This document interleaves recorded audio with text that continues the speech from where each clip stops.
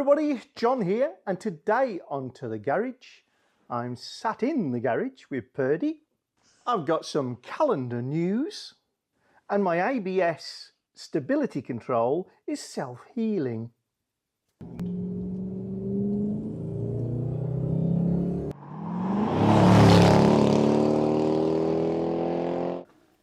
Hello everybody, September has gone. So bye-bye Terry Lisa. And hello to an autumnal gold coloured Andy Inglefield's 2001 XK8 convertible at Mellington Hall, Montgomery in Wales. Really nice picture, Andy. I think it's all tonally matched. The walls of Mellington Hall and your car sort of colour coordinated, very nice. Myself and Purdy went over to Gayden last week to join what we hoped would be thousands of XK8 owners, but the weather was absolutely appalling. So believe it or not, she was all polished and shiny when she left this garage, and since then she's only been to Gayden and back, and she's disgusting. So if you went over to Gayden and it was your first event over there, then please don't fall into the trap of thinking that the number of people who turned up for the event was anything like representative of what normally happens there. Normally you can't move for Jaguars. But the monsoon conditions the night before and the day of were just so bad. Don't get me wrong, a trip over to Gayden is never pointless, because obviously you can spend your time indoors at the Jaguar Daimler Heritage Centre or the British Motor Museum. And I still met up with loads of my YouTube subscriber buddies and fellow YouTubers. Indeed, meeting up with a few of them the night before in the hotel just round the corner from Gayden and having a very nice time. And yeah, despite the weather, I had a really nice day. But I know some of you had even further than me to drive back, so yeah, a bit of a stretch, that one.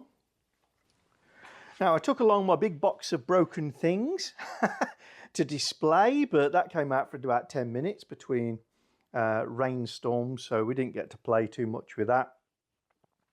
But one of the things that I mentioned to a few folk who were there may not come true, and that was, I said, my next video on the car will undoubtedly be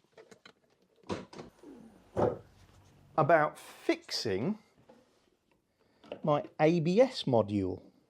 And that's because when I set off for Gayden, my ABS unavailable, traction control unavailable warnings came on the dashboard along with the amber light. Now, in one of these cars, that's usually one of two things.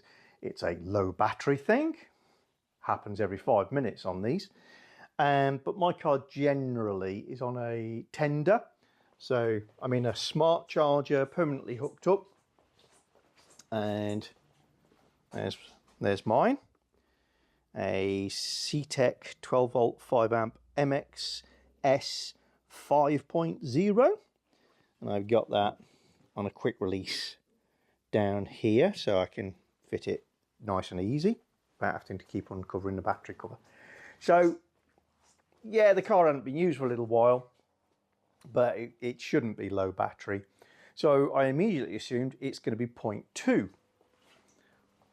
And number two is this black module here, which is screwed with these special anti-tamper bolts into the block, the manifold of the ABS pump, is your control module for the ABS.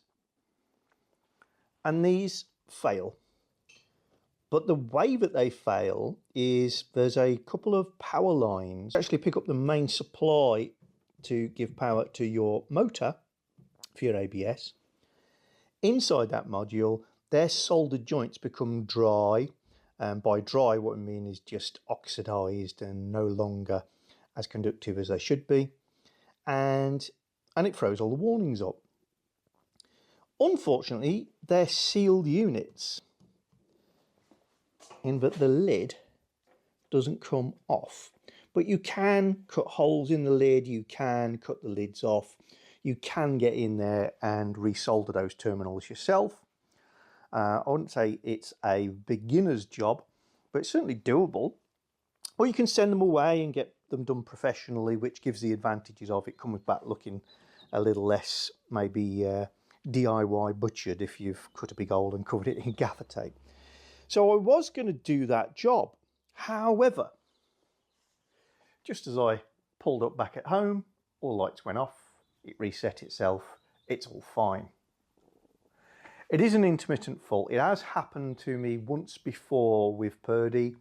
It was ironically immediately when I left an MOT test, but because I have a record of it, it was 2 years ago. And again, I thought, all right, I've got to sort that out. And again, I think it lasted 2 or 3 days and it disappeared. So it's an intermittent fault, which again says it's those dry joints. But I really don't fancy fixing it right at the moment when it's a intermittent fault, because when I fix it, I won't know for 2 years whether it worked. Plus, it's not a 10-minute job, and I want to use the car next week actually. I'm going to do some work in the Cotswolds, and I thought, oh, I'll take the Jag for that, that'll be nice, assuming there's no monsoons forecast. The day before I went off to Gayden, I cleaned my hood and I reproofed it. Now, I didn't show it on film because I have done it once before on film, and I use the same as I used previously, which is this Cabriolet Fabric Hood Cleaning Kit. Agitate with a stiff, I'll call it sponge, can't find it at the moment. It's a sort of white expanded sort of cellulose sponge that's a bit crispy to the feel, and it lathers up, particularly if you put a bit of water on it, and then it lathers up some more, and it does do a decent job of fetching the dirt out of your hood. I would definitely recommend vacuuming the hood with the tool that you have your vacuum cleaner with a little red velvet thing on it, used for curtains, I think, to get as much of the debris off it as you can before you wet it. And then I reproofed it, and the reproofing is the other component of this, and that one you just spray on. And I left it for probably 20 hours before the car was driven, but then I drove it off into a monsoon. I've got to say, I wasn't that impressed. Whether that stuff has settled or aged, I'm not sure, but I seem to remember the last time I did it, I got really good beading action, and maybe it was just by the time I got where I was going, I was driving through biblical rain. It had washed the majority of the stuff back out. Maybe 12 hours, 20 hours, 24 hours just isn't enough for it to attach properly. Either way, not that impressed this time round. So I will be looking for an alternative to maybe give it another dose on top of this. So I'll be looking for your recommendations. I did see John from Car Crush UK YouTube channel, excellent, go check it out, at the show, and he said that he was thinking of doing something similar with tent waterproofing materials, which I think I might invest in as well. But, you know, what's your experience, guys? Have you used something that's amazing on a hood like this?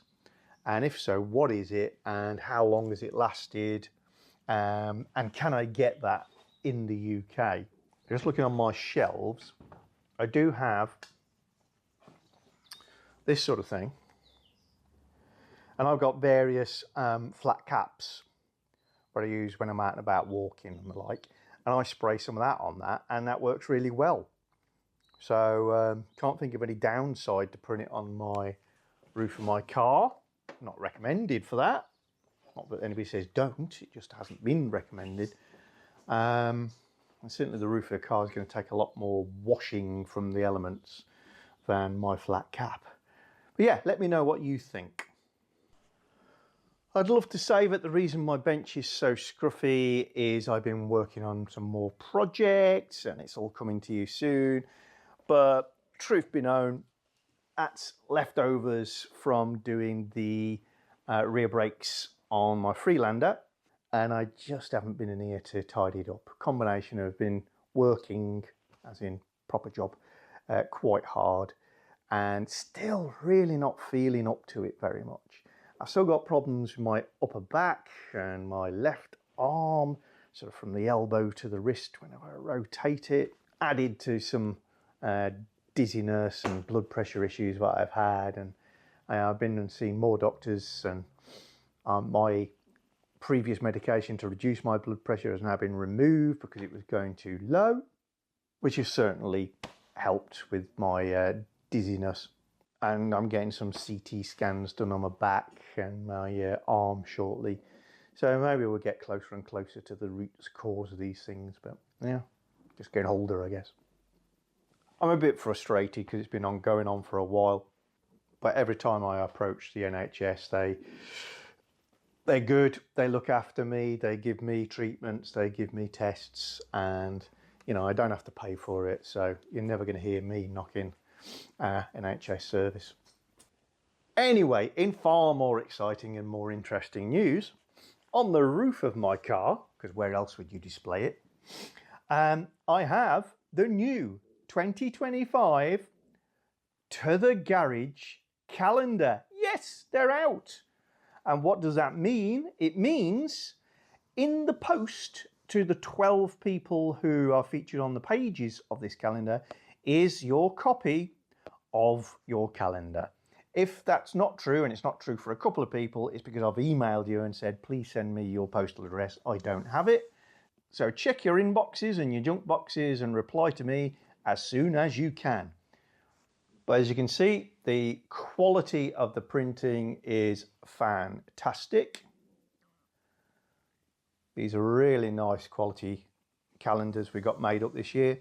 The thumbnails are larger than before, so I've just manipulated the page layout a little bit to get bigger thumbnails to display other entries to the competition a little better.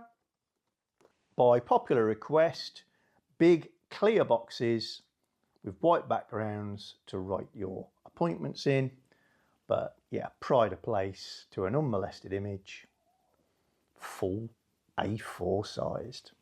So every legitimate entry into the competition has ended up in one way or another in the calendar. Every one of these, as you can see, will be given a unique number.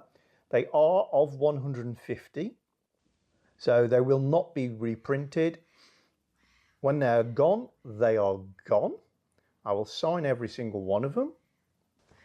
And if you would like one of these, go over to www.tothegarage.co.uk. When you get there, look along the top of the page at the various tabs, and there'll be a tab for the shop. When you go on the shop, along with stickers and indexes, hats and the like, you'll find a link to buy the calendar. When you click to buy, it will obviously ask you for your address, and depending where you are in the world, there's a little auto calculator that's going to add on the correct postage and packaging cost. So I'm afraid if you are in Australia, America, you know, it's rather more expensive than UK or mainland Europe, but they're just at cost prices for Royal Mail standard international service, and it will show you the full price before you commit to buy. I'm watching the premiere of this video, and when I get to this point, 3, 2, 1, now, I will have pressed the button which releases them onto the website as a live thing that can be bought. So yeah, there's only 150. They will sell out. They always do. And everybody's got equal chance of getting hold of one. In fact, subscribers to the channel, those who watch regularly, have got a better chance of seeing this video early. So that's the way that I've set this thing up. There will be a fun photo competition for next year as well.